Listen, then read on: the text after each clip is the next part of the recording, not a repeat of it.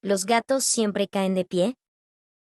No es ningún secreto que los gatos tienen habilidades asombrosas de equilibrio y agilidad. Pero, ¿siempre caen de pie? La respuesta es en parte cierta, gracias a un fenómeno llamado reflejo del derecho. Esto permite a los gatos girar su cuerpo en el aire mientras caen. Este reflejo se desarrolla en los gatitos alrededor de las 3 semanas de edad. Incluso si caen desde una altura baja, pueden aterrizar de pie.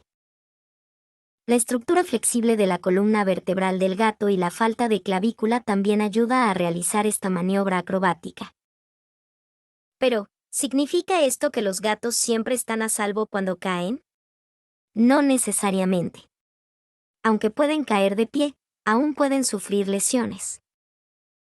Los gatos pueden sufrir lesiones internas, especialmente si caen desde grandes alturas.